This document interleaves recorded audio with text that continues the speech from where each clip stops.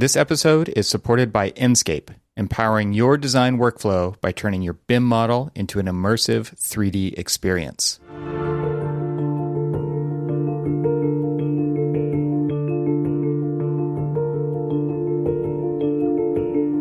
Welcome to the Troxel Podcast. I'm Evan Troxel.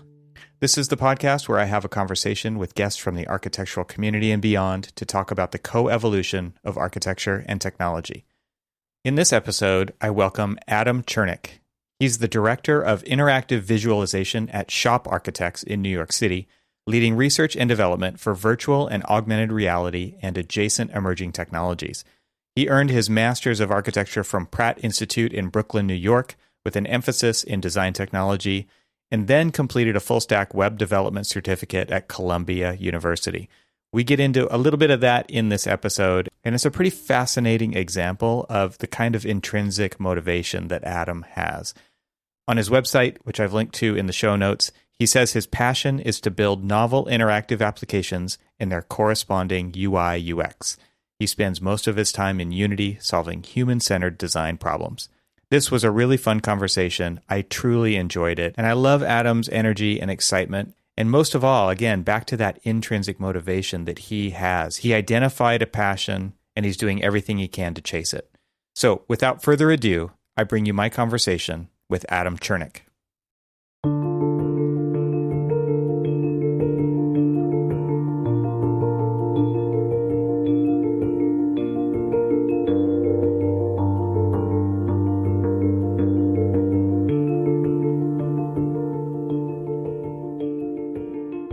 Adam, welcome to the podcast. It's been so long since I've seen you.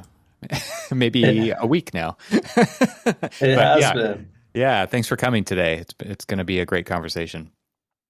Yeah, absolutely. Thank you for having me. Excited to nerd out. So tell us your title at Shop Architects. You are the director of something interesting at Shop Architects. Yeah, it's a mouthful. The director of interactive visualization. So I lead a team that does applied research. Awesome. And you mostly are working on the software development side of things as far as like an output of that research? Correct. Yep. Right. Building mobile applications and the like.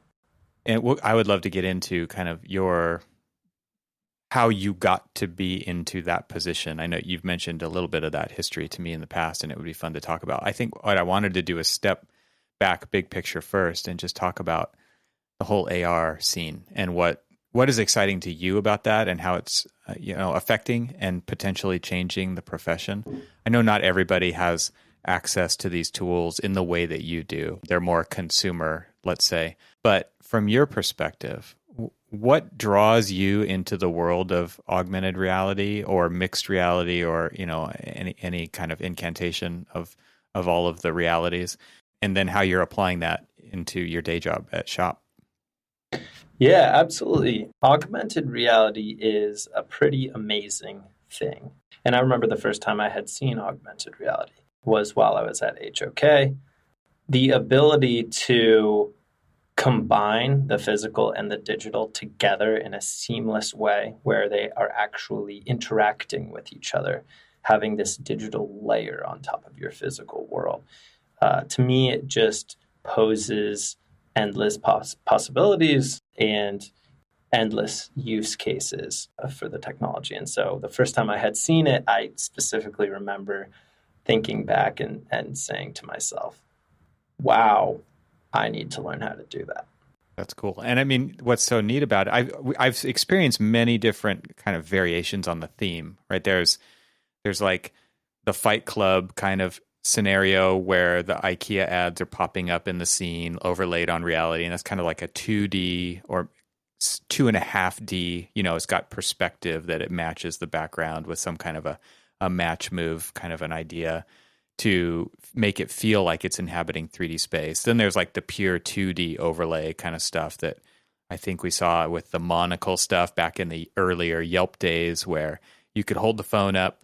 As soon as you turned it kind of, into landscape mode, it would show you where the businesses were as you were looking out over the landscape to kind of help you gain a heading. And then we see the full on, hold the magic window up, which is an iPad, and the building is there at 1-to-1 scale on the site, and you get to walk up to it, around it, into it. And as long as you're looking at that screen, you're immersed in a different version of reality with 3D, geometry, what's fully shaded into that scene so that you can actually see, like you guys have done at Shop with the tower. Like there's a New York Times article, I'll put a link to it in the show notes, where you guys are holding up the iPad and you're looking at a blank site with a hole in the ground, and then the building drops in and there it is. And you look up and you're looking all the way up at the top of this tower at 1-to-1 scale. It's pretty impressive. Yeah, that's definitely an exciting one. Back then, the New York Times article was written when we had first explored that technology for the first time that we had done this 1-to-1 scale AR, so that you can visualize this building within the context in which it's going to live. You can see the implications that its shadows are going to have on the buildings around it, because we've built in kind of this geolocation and very accurate sun path system. But then the fun part and the exciting part for us, right, is being able to not just use it on one project, but use it on all of our projects. Mm-hmm. And so we actually had a really successful meeting on the West Coast earlier this week. We had a group of our future clients together with, 5 iPads, and they were all looking up at these buildings on this site. And, for this project, we're just in schematic design, so we had a lot of options. So we had option toggles where now these clients are just holding up iPads at their future site and toggling through different options to see which massing they really like within the context that it's going to live. It was very powerful. They made some key decisions within that 1 hour period that, a lot of our design leadership teams say typically takes a couple of weeks, which is very exciting.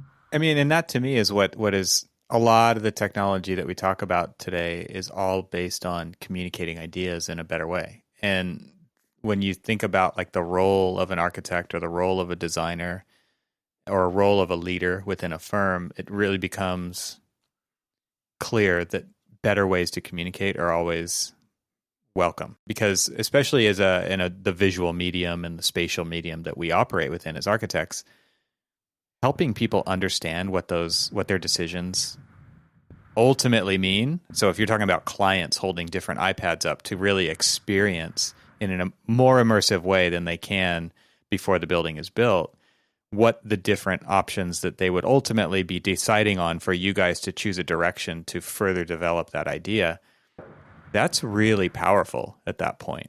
That to me is what is so exciting about augmented reality and virtual reality, is it gives people that immersive experience, which communicates so much more than an elevation drawing or even a rendering. Exactly, or a diagram, right? On this specific team for this project that just happened, where everybody's looking up at these iPads, we had the design team actually come to us and say, hey, typically where at the exact same time where right now we're using this iPad, typically we have a series of diagrams, very beautiful line drawings that we create for each of these options. And we actually didn't have to take the time to create those diagrams for all these options now. So you're actually taking away a lot of time and energy that we usually have to spend on, one part of this process. So not only is it, decreasing the amount of time, but it's also decreasing the amount of work that these teams are. But you're also taking away really important content for that future monograph, right? That's going to sit in the bookstore. You can't have this AR experience in a book. That's true. That's true, actually. No, I'm not going to say this solves all the problems. I'll never say this solves all the problems. Yeah, you're still going to have to make those diagrams. So in what other ways besides communication is this changing kind of, you've been doing this for a few years now. Like you said, that New York Times article came out a few years ago. You've obviously been working in this line of work for longer than that, I assume. So experiencing those changes over time, and you're still excited about this technology. So what else is it doing, and what other ways is it changing what we're experiencing in our profession? Oh my goodness, this is one of my favorite questions. Oh, let's dive into some of the implications of augmented reality. Yeah, right. So what's very cool, let's use the example of one-to-one AR. You're looking up at a building. Mm-hmm. The system that we currently have in place is pretty good. It does a pretty good job. There's a map system that we set up, and you click, hey, I'm standing right here. And then you turn it, and then you angle it to the position, and then you look up at it. And it's great, and it works. But it doesn't really know where this building lives on Earth. You have to tell it, right, Mm-hmm. where you're standing. We're moving into a world where you don't have to tell it anything. It knows exactly where you are. It knows what the world looks like. And what I'm talking about is the idea of persistent augmented reality. Mm-hmm. And that's something that I'm very, very excited about, is persistent augmented reality. Is you open your app, and the app sees the world, and it recognizes the world. And then it knows exactly where you're standing within the context of that world. And it can drop digital content that is very accurately placed depending on where you're standing, right? And now, so contextual awareness and persistence are keywords here. I want to go in two directions with this. Obviously, there's Apple's doing a ton of work on persistent AR kind of stuff. They have been for a few years now, and there's all these rumors about the Apple glasses, the wearables that are coming out, but you can see examples of real world application in the application updates that they've been sending out, over the last year, even, Mm-hmm. right? Where you can scan OCR from text from a photograph that you can take, and it can be at an odd angle on the table, and you can select that handwritten text and automatically turn it into, computer readable text, as one example. The other one is now with the maps, you can hold up your phone, and Mm-hmm. and where if you're in a location where you don't know directions because it's so foreign to you, it says just hold up your phone and just point it at a couple buildings. It sees what those buildings are, and then it knows the direction you're pointed, and it can help you in that way. And then I also think about like Facebook and Amazon and all these advertising based models where it's like the kind of context that could be dropped into your scene could very, very much be to target you as a consumer. There's just so many things possible with absolutely, this. Absolutely. Or, to target you, but also to help you, right? Mm-hmm. I do think that there will be malicious uses, but there will also be very, target's a loaded word. beneficial uses. Yeah, Right, exactly, right. Yeah, exactly. Who knows? Google knows you have a dog, and they'll tell you through this augmented and you've got it on reality your shopping list to get dog food, and you're out Mm-hmm. running around, and it's like, hey, here's a place right here, right? Exactly. Yeah, interesting stuff. So that's really, really cool, and it seems like maybe we should get into a little bit into this idea of wearable, because there is the idea of the magic window that you're talking about, like holding up the iPads or the iPhone. I'm wondering, before we get into maybe wearables, is that what drew you into developing apps? Is it that you already had a device that this would work with, or did that play into that decision at all? Yeah, I had a device that it already worked with, right? Yeah. And I had some tools that were incredibly accessible, and I had an incredible community of people that are so helpful online. Right, that's really what got me into development and augmented reality, is its accessibility is just I think that's huge. Yeah, I mean, it's amazing to me to think that there are millions of people that can take advantage of AR now in maybe very small ways, but they can take advantage of it nonetheless. Mm-hmm, That's incredible. So, okay, so before we get into wearables, now that you brought up kind of the community online and the tools, talk a little bit about that. What are the tools that you're using that got you interested in this, that did make it easy for you to get into the development side of things in this regard? A while back, while I was at HOK, I started with Unity, actually. It was in grad school. I actually had a course with Brian Ringley, who you had on the show. And the legendary Brian Ringley. A legend. He introduced Unity to me in this class. I was very excited about that. I saw a lot of implications with that. Pause, maybe a few months after that course was when I actually saw augmented reality for the first time. I didn't know that you could do augmented reality with Unity, which is, for anybody who isn't knowledgeable on this, it's a game engine. It's usually a typical technology that you build video games with Unity. And so it's very spatial. but then you can also write software within it. Anyway, long story short, I saw augmented reality after that course. I started researching, how do you build augmented reality? Turns out you build it with Unity. So I had taken that course, and then that's where that rabbit hole begins. That's awesome. And so Unity is a 3D environment kind of a output. You're talking about video games. You're talking about immersive video games that are, maybe you look at them on a screen, but you could potentially look at those through VR goggles or an AR layer. Exactly. A lot of people ask me the difference between what's the difference between V-Ray or Lumion or Enscape or, any of these architectural visualization software, 3ds Max, and what's the difference between those and Unity? And the difference is that the visualization software, your end product is content. It's an image. It's a video fly-through.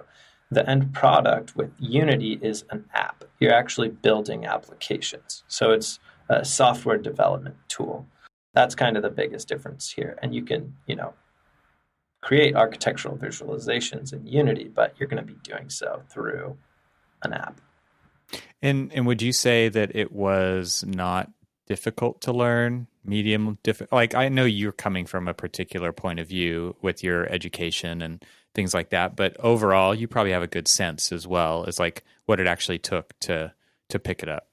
It is not too bad, right? Just like anything, it takes persistence and repetition and a lot of hours dedicated to it. But I would argue, absolutely, anybody could learn Unity. I also, Unreal Engine as well, right, is an incredible tool, and it does very nice visualizations, and you can build applications with Unreal. Both of these tools, right, are very accessible. They have a ton of incredibly good learning content online. There's a lot of kind of getting started. Build your first augmented reality app. I think I watched a YouTube tutorial. I can't remember what year, a lot of years ago, that was build your first augmented reality app in under 5 minutes. That was the title of the YouTube tutorial. And it's true. You bring in a couple packages and, build it out to your cell phone. And maybe 5 minutes, there's some setup before that 5 minutes, of course. But regardless, what I'm trying to articulate is that it's more accessible than people think.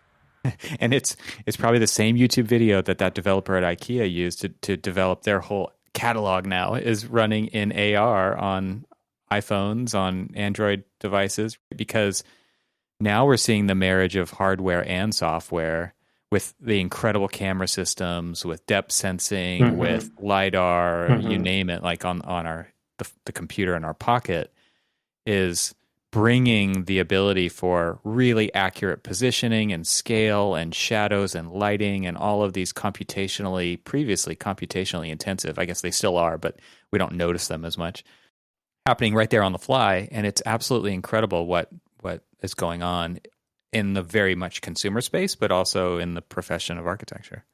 Yeah, absolutely. And that IKEA comment brings up another really exciting one, which I'm pretty sure I would have to, check myself on this one, but I'm pretty sure that they are also utilizing web AR. And web AR is a very exciting thing. Similarly to persistent AR, web AR is allowing anybody from any website to engage with augmented reality content now. And both Apple and Google are pushing their own kind of web AR components, which are very easy to use and are very, very, again, accessible. But so, before web AR, let's say 2 years ago, is kind of consumer level web AR. Before that, really you had to build a mobile application, a native mobile application to view augmented reality content. Now you can embed these little AR snippets through your website to visualize products and look at your future sofa, in your living room before you buy it. Yeah, it's incredible because, like you said, previously you had to develop a native app to take advantage of APIs that were in the hardware, the camera, so that it could position correctly, the sensors and things like that. And now that's happening through a web page, and it hooks into the hardware as well. It's incredible. Exactly. It's incredible. And what it does, the most exciting part of all is that it's decreasing the barrier to usage, right? You don't have to download an app. You don't have to sign in. You don't have to download an app. You don't have to sign in. You don't have to do anything. You just click a button and you're able to know. That's awesome. Yeah. So when it comes now to, combining Unity with the work that you guys are doing, I'm sure I would love maybe if you expand a little bit upon how Unity has bled out beyond AR into the practice at Shop. So we use Unity to build augmented reality apps, but we use Unity for a whole bunch of things. The idea with game engines and what are called real-time engines, right? That's kind of the big exciting bit here is that they're all real-time. I see you using, no one can see you, but I can see you doing the podcasting invisible air quotes around real time, right? Because there are some caveats to it. There are some caveats. Some really good hardware. Exactly. There are some caveats. But yeah, this real-time technology is amazing, and we're using it for a whole bunch of different things. So we're building a mobile application which is a portfolio viewer application, right? So giving our clients and other stakeholders the ability to view their project and consume live information and data. We're sending project updates to our clients through this mobile application now, sending them updated renderings, sending them updated 3D models for their review. As well as some of the fun things is, because this is Unity, because this is software development, it's the Wild West, right? We now have the ability to tie in new tools and new software and new data.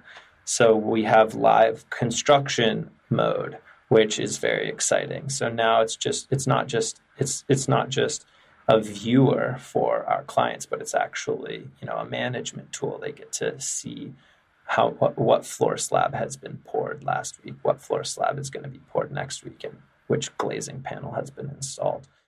We're also looking at sensor data integration.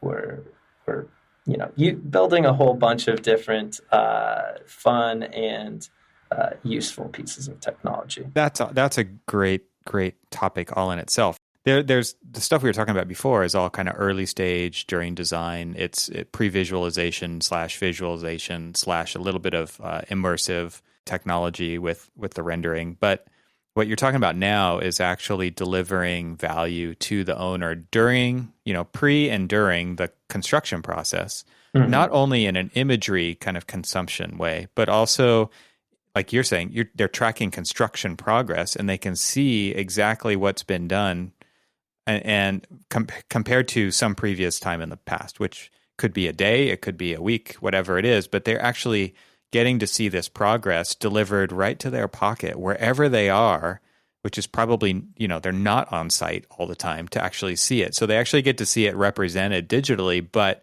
there's this direct connection to what's happening in reality with this progress tracker that you're talking about. I think it's absolutely incredible extra value that you're adding to the owner's experience during construction.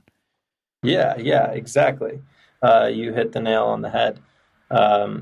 We're very excited about that one. Another fun one is we've been using augmented reality on construction sites. We've been overlaying building information models using augmented reality in 1-to-1 scale, and creating new communication tools that we can use with our general contractors and with our other subcontractors and stakeholders.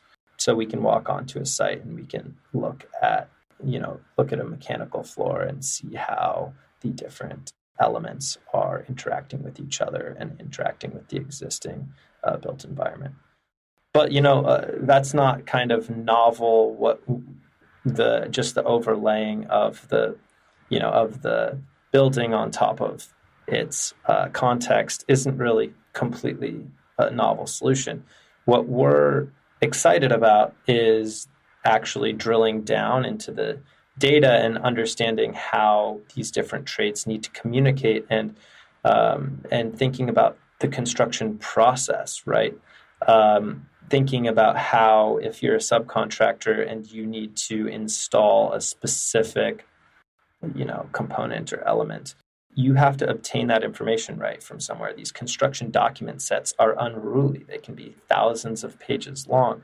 You could have to reference 40 different pages in order to build a small element in one of these massive projects. Mm-hmm. How can we deliver this information in these instructions in a more concise, deliberate way? So we're thinking through some of this process and trying to come up with some tools around that. Yeah, so it's coming back to communication again, right? Using it as a communication tool. Yeah. That's really interesting. So I don't think we've ever talked about this before, but how does the connection to the real world happen when it comes to like progress checking? Is there just like this giant database with a bunch of open checkboxes in it and somebody's checking those things once those things are installed? So there's someone kind of keeping an eye on everything, or how does that actually working right now versus maybe how you see it working in the future? Yeah, that's a great question. Right now, our construction administration teams on these projects need to keep track of what is being installed, what is not being installed, where the floor slabs are, so that they can manage these projects in an efficient way. What they had typically been doing is keeping that information in, certain software or in certain, Excel sheets. We basically are using a new tool, which is called Airtable. If you haven't heard of Airtable, I highly recommend it. It's a pretty incredible tool. And they have an API, which means that our CA teams, this data that they're going to be entering into to have access to historically, they're going to be entering this data anyway. Now we're able to actually piggyback and pull that data dynamically into our applications. So basically just tapping into our CA's existing process. That's awesome. I've heard of so many people using Airtable for so many different things. It's absolutely an incredible tool. One of my favorite new tools to come out in the last, 5 years or so. Yeah, it's pretty incredible. And then to touch on your second question, what would be a better process? Because manual entry is one thing, but I think eventually we'll get past manual entry or at least shared manual entry, which I think is going to be a big deal. There's a lot of incredible tools like Procore, right, where the general contractor is tracking a lot of information and submittals and RFIs and tying all of that directly to the building information model, right? We've explored ways of pulling that data directly from the Procore API or from a different project management tool to display that information in these applications in a more dynamic way. It seems like there's a tie-in to the last two previous episodes, which touched on the reality capture side of things with some computer vision kind of an aspect where cameras on site everywhere with their mobile, whether one's attached to a spot, agile robot, or one's attached to the job site somewhere. And there's the potential for computer vision software just to be running all the time and being able to classify objects because it's been trained to do that. And once something's been put in place, it's like automatic, flips a switch. Now it's part of the pipeline to show to the client that it's been put in place. Seems like a normal mode of a future timeline that seems possible. So when you go, let's finally get back to this whole idea of like wearable computers, because we've been talking about iPads and iPhones and Android devices that are in your pocket or in your bag, but are you excited about wearable types technologies with AR? I absolutely am. I'm incredibly excited about it. I think the HoloLens 2 is an incredible piece of technology. The HoloLens 1 was an incredible piece of technology. I haven't gotten a chance to dive too deep into the Magic Leaps or the, lower computational power AR headsets. Mm-hmm. But I'm incredibly excited for, the potentially inevitable Apple AR glasses or, maybe Google will do it. Whoever does it. Very, very excited for that. I think there's some key technology that needs to be pushed a little bit further before that is going to be possible. But that's another big reason why I have picked this path very deliberately for myself, is I think that that's an inevitable future where we're going to be overlaying digital content with these wearable glasses. And, I think it's going to be pretty fun to be able to help build that. And you're not going to have to pull a device out to see the things that we're overlaying on reality. Like that to me is what's so interesting about it, is especially with the really lightweight stuff. Like we're seeing it with Snap and like their new partnership with Ray-Ban, right? Like there's a fashion element to it. There's a kind of functional aspect to it of, Ray-Ban sunglasses, right? People wear sunglasses for a reason. And these things being completely untethered, right? Like to me, that's where we're really talking about here. We're not talking about a VR headset that is tethered to a high-powered computer. We're talking about, like you said, lightweight, more lighter weight computationally computers that you can bring with you that either are embedded in the goggles or the glasses itself, or it's something that's like attached to your hip or whatever. I mean, I've worn the Magic Leap headset, the original one, at a trade show, and I thought it was incredible. Like it really is incredible to be able to walk freely and not have to worry about running into any obstacles, because you are overlaying something on the real world because of its camera system and its positioning, and it's kind of doing that 3D tracking the whole time.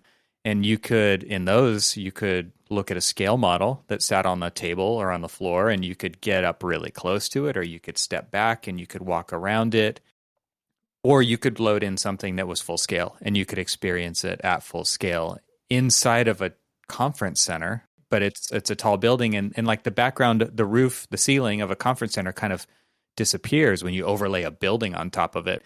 So it almost doesn't matter. Like you don't have to be on site to experience the stuff that you're talking about. And I think that's kind of an important distinction to make, even with AR, where it is overlaying a digital layer on top of the physical world, doesn't mean you need to be in the right location to still experience it fully. Absolutely, absolutely. We have in our application, we have what we call tabletop mode, right, where you use augmented reality just to drop a small version of the model on a table, and you can walk around it. It doesn't have to be one-to-one scale. We also have in our application what we call orbit mode, which isn't augmented reality at all. You just use your thumb to spin around the model and zoom in and zoom out in a relatively intuitive way. You can consume this information in a whole bunch of different ways. It doesn't have to be one-to-one. Let's take a moment and talk about the sponsor of this episode. Enscape is a leading real-time rendering and virtual reality tool for the global AEC market. It plugs directly into your modeling software, giving you an integrated design and visualization process. With Enscape, you can render in real time and walk stakeholders through your rendered model with incredible ease. Now buildings can be experienced long before they're built. And I have to add here that it's fun to use. Seriously, you cannot underestimate this. It's what makes this tool so amazing. This is something that most CAD and rendering programs can't claim. It democratizes your ability to create beautiful renderings at any time during the design process and use it as a tool to make valuable decisions during design. And as my friend Clifton Harness of TestFit says, it's one of the few well-established companies open to innovating in AEC. And you can see the outcome of this, where his company recently showed off how they were able to take advantage of the new Enscape SDK to incorporate the real-time renderer with TestFit. More than 200,000 unique monthly users from over 150 countries use Enscape to envision better designs. Don't be left out. To learn more or sign up for a free 14-day trial, visit enscape3d.com/TRXL today. That's enscape3d.com/TRXL. So we don't need special hardware like we've all got the phone already. You kind of already know how to use this technology. I mean, people, because they know how to pinch to zoom and they know how to scroll by swiping and they know all these kind of gesture-based maneuvers on the glass itself, like you said, you can just orbit. If you go into orbit mode or tabletop mode, like you just hold the thing up and it becomes your magic window.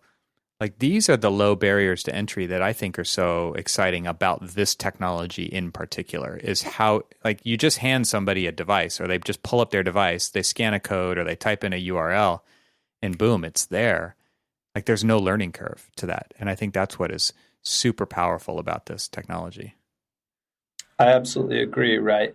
There's a saying, software and user experience is like a joke. If you have to explain it, it's probably not very good. Nice. I have not heard that one, but that's and good. I'm probably the last person to hear that, but yeah. And so that's really what it comes down to, right? Is making these applications so user-friendly and intuitive that anybody can pick them up and feel very comfortable and confident with them. It's obvious. It's got to be obvious. Yeah. And obvious is hard. Like you still have to get to the point where you can remove enough things from it, I'm sure, that it's obvious exactly how to use it. One of the things that you were talking about earlier was persistent AR, persistent spaces, just persistence. And I think what is so interesting to me about that is a demo that I saw a year or two ago from Apple. They always kind of show off this. There's always this kind of weird part of a keynote where they will show AR, like now it's time for the AR piece of the show that we always do. And it's always video games. But I thought what was so interesting, I want to say it was Lego.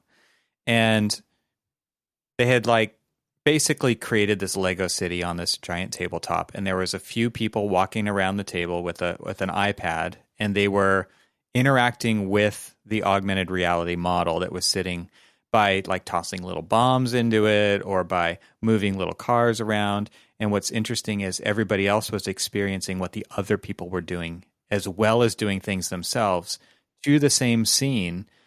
So here's where it gets persistent. Everybody's like, okay, we're done playing this game for now.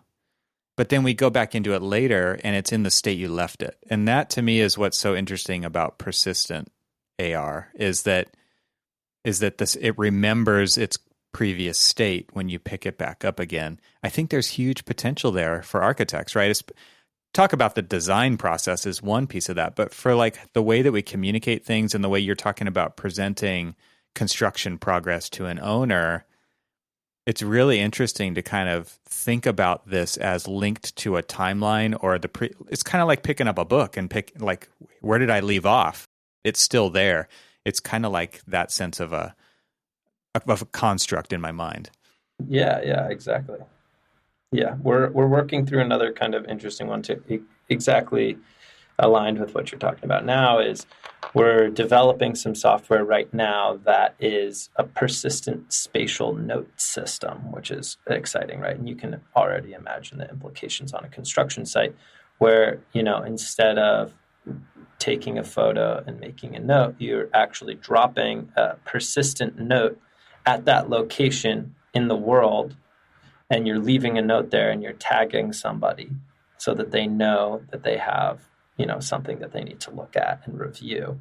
But that note is not just tied to a two-dimensional space on a potential PDF, but it's actually tied to that location in the world. So if somebody comes onto the construction site, opens up their phone and looks around, they can see these sprinklings of notes and they know which ones are assigned to them. Time to go on an adventure and find all the notes that are assigned to you. Exactly. Well, that's really cool. That's interesting to think of it as a way of you can pin a digital asset to a physical one in the real world. Mm-hmm, mm-hmm. Yeah, that's really cool. So what are you excited about with where things are headed in, I don't know, maybe in the wearable or in the, the future developments of AR? What's exciting to you?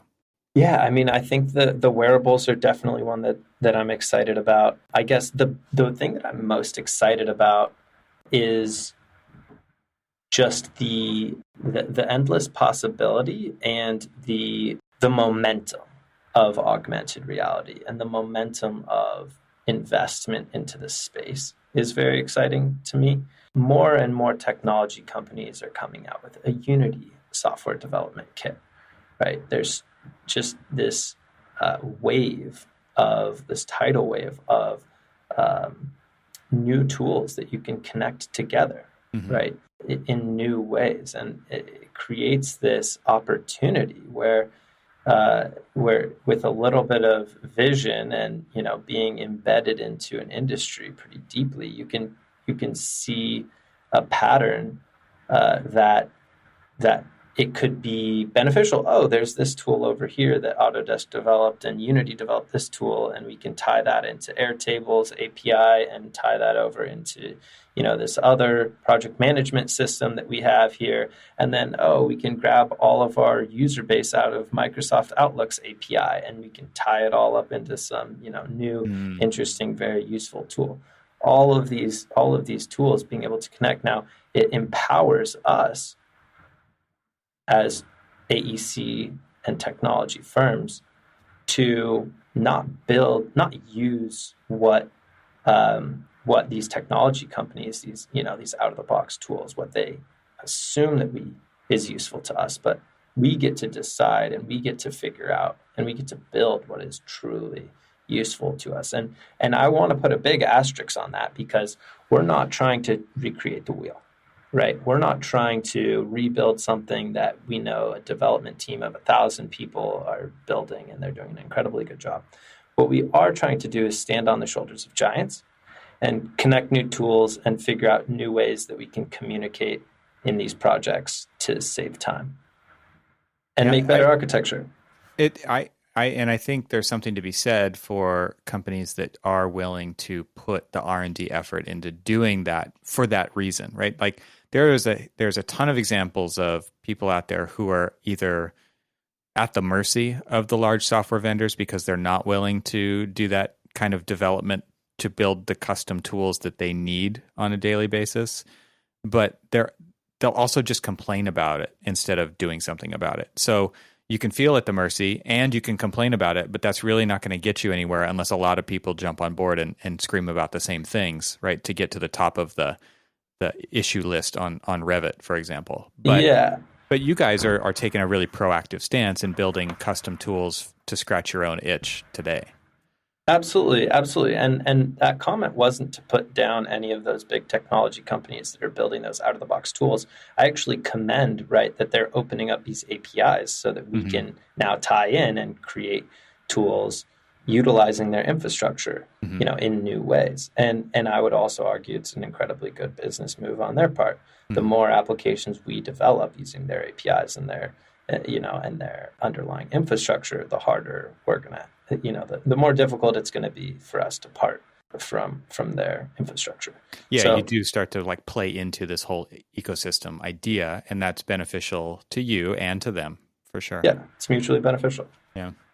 So we talked about kind of the output of what you're working on as far as like clients are concerned. I'm interested to talk a little bit about, or a lot, depending on what you've got here, but internally, how has this affected the process of which you create architecture? I mean, how are teams inside Shop adopting this? What are they saying about it? I know you're on a team that kind of is in support of the firm and you're looking for opportunities, but you're also listening to what they're coming to you with from an idea standpoint. So it seems like, I know Shop has always been a highly technology-based architectural practice. So maybe it's more of an anomaly than not, but as far as that goes. But I'm just wondering, like, how is it going? What's the experience behind the scenes for how this is helping the practice move forward? That is, another great question and an exciting one, right? What's fun about leading a research team is that you have skeptics, right? And I would actually say that, Shop and Shop's leadership are incredibly on board with new process and new technology, right? That's kind of the ethos of Shop themselves. It's always been there. Always be on board with, finding new ways to innovate. But of course, as with any company, right, there will be people that kind of initially jump on board and they see the value very early on, and there will be some people that don't see the value right away and need to be convinced. And so what's exciting is, as we've been developing these tools and making them more user friendly and decreasing the barrier to entry to using these tools, we are seeing a large uptick in our internal usage. We're being approached by more teams being asked, how can we integrate with your tools? How can we get our project in this application or in this application? And we're hearing more and more from leadership about how these tools are becoming fundamental to making really important decisions in our design and construction processes. So we're seeing a lot of exciting growth and exciting adoption. But that doesn't come without growing pains and without, you're not going to win them all. So there are definitely some losses sprinkled in there. Yeah, I'm not sure if that fully answers your question. It does. And I think it's interesting to think about it from, different people inside of a firm speak different languages. Some need to see the win on somebody else's team to even start thinking about how they can apply it to their project and their team, when there are others who are like the early adopters that you talked about, who are going to be on board because it's exciting new frontier and they're wired like that. It seems like, I know there's a lot of tools that are developed in lots of practices all over the place where it's like this one-off kind of bespoke solution software thing for this one project. Do you guys approach a lot of your projects from more of a bigger picture mentality and try to get a win that can be applied to other projects, or does that not really figure into the initial project scope? I mean, is that something you back into later, or is that something you try to do up front? The software development process, you're saying? Yeah, correct? As far as like how it applies to the practice rather than a project. We're always weighing a lot of variables as we're determining what is, worth the investment of resources to develop, right? We're constantly going back and forth and saying, figuring out where to allocate our time, because we are a very small team and we have a very limited amount of resources. And so a lot of what we're doing, right, is if we do pick a research direction to go and we pick some software that we think would be beneficial to build, absolutely, if we can build it in a way that, if this use case doesn't pan out, we can still take this note system that we developed and integrate that note system elsewhere into another application. Or, we built this new interaction or this new user interface system. So, we can repurpose this later, if this specific. So do you guys try to like build it modularly?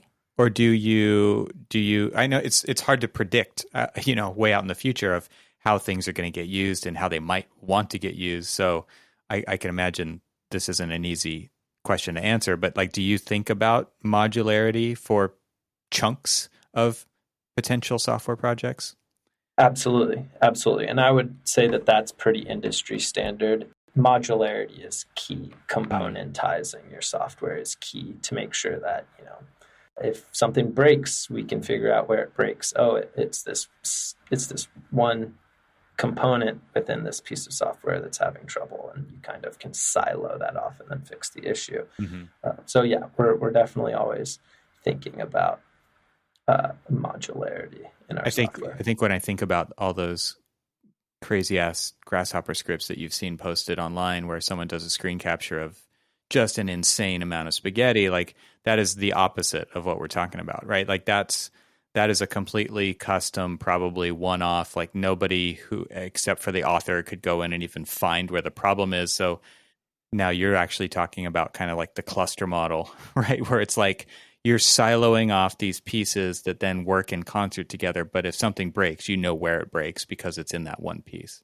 Exactly. A spider web, if you will. Yeah, exactly that, right? We're trying to keep it clean. And I will absolutely be the first to say, right, I am not a trained software engineer. I went to school as an architect, undergrad and grad, and then went back for a little bit of software engineering, really just a boot camp, a 6-month intensive.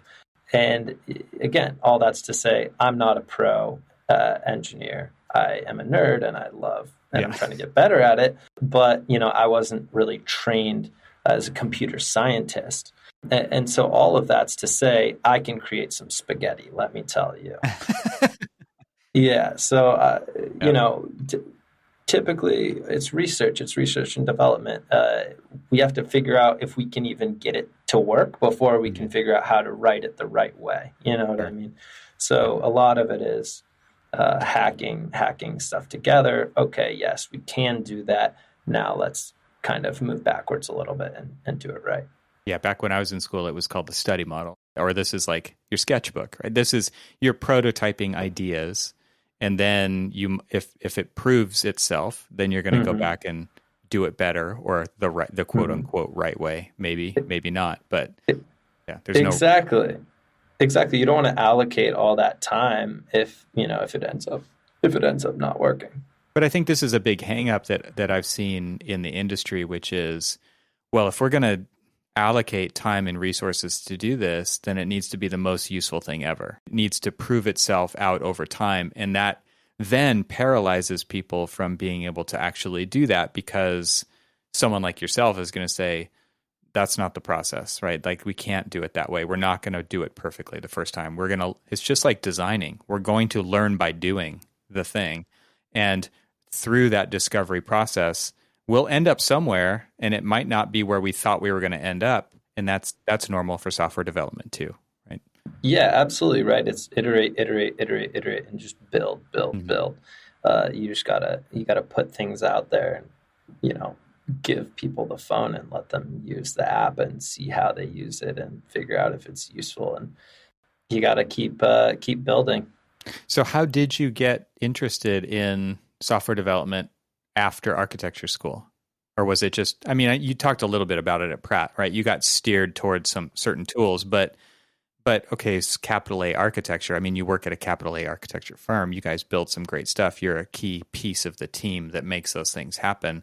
But you're spending all your time developing software to enable that to happen. How did you get steered in that direction?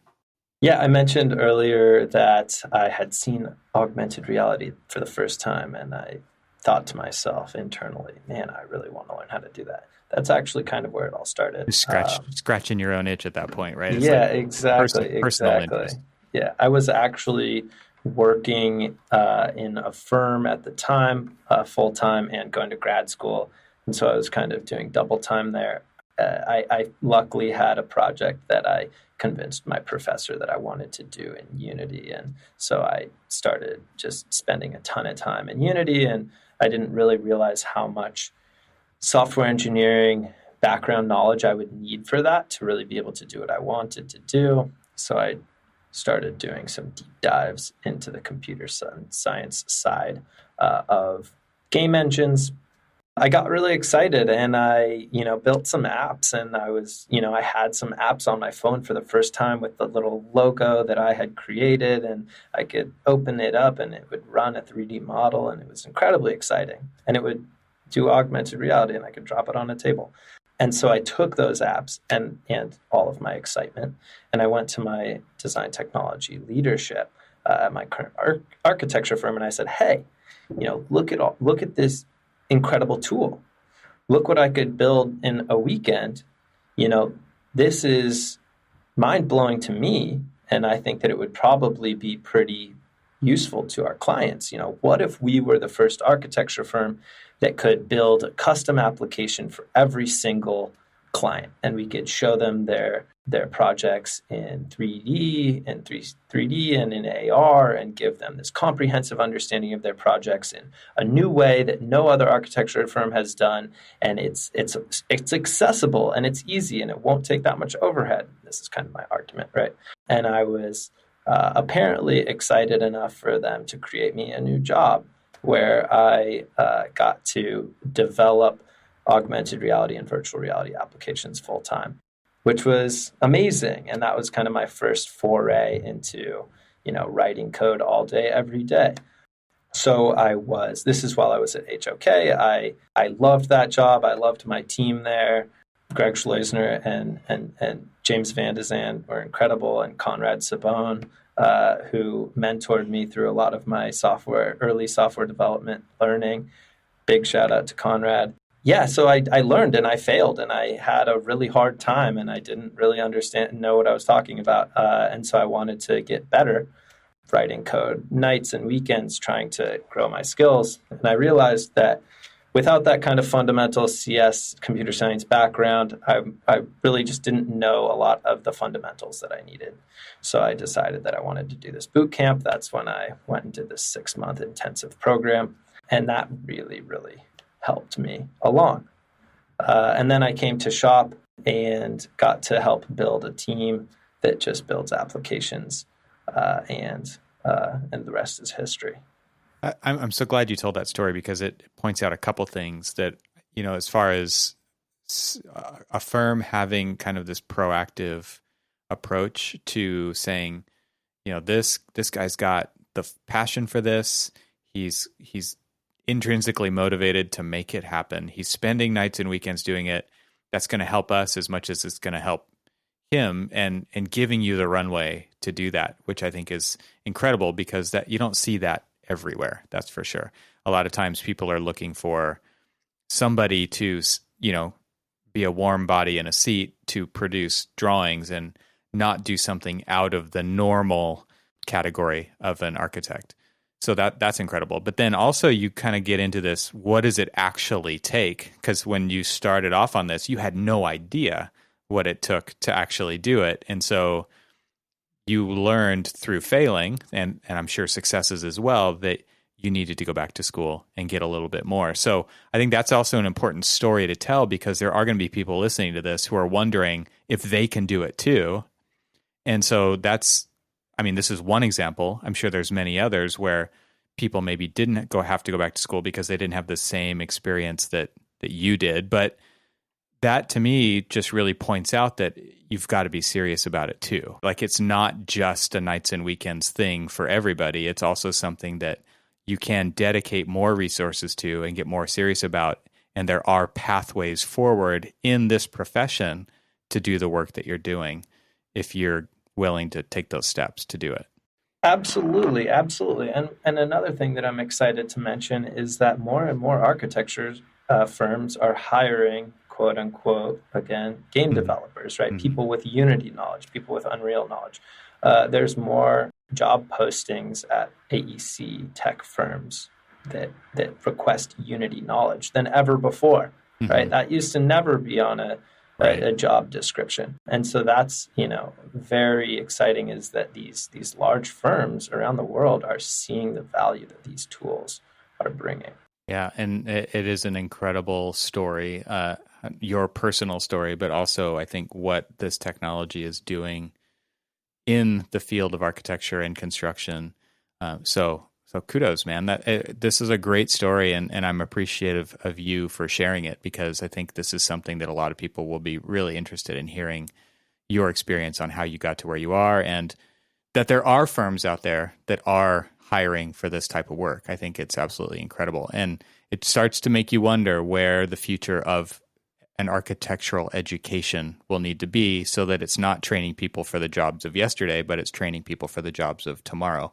And it sounds like you found a program that helped you get there.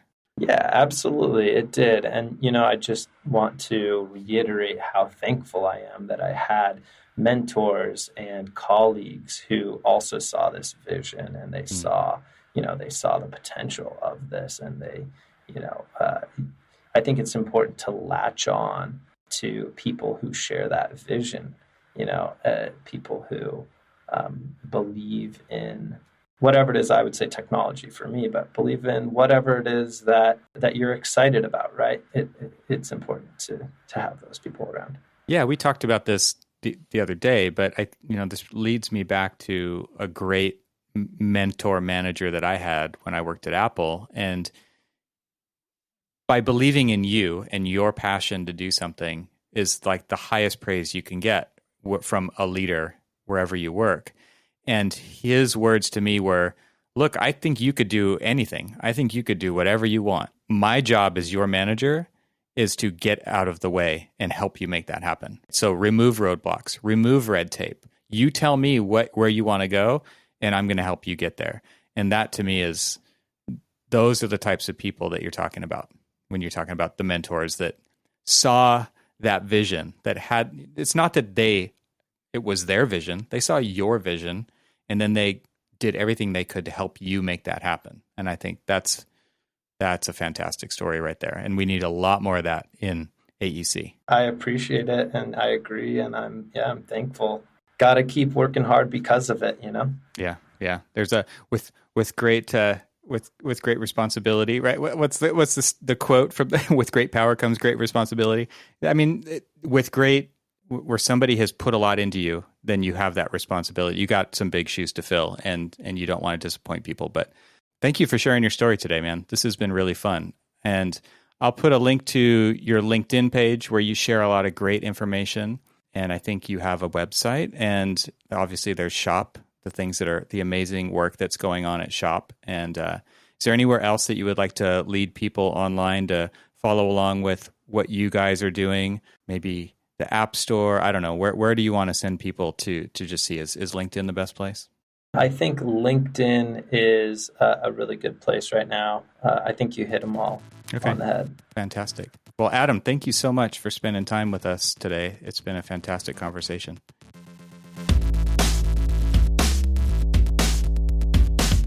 Thank you to Enscape for their support of this episode. Visit enscape3d.com/TRXL today for a free 14-day trial.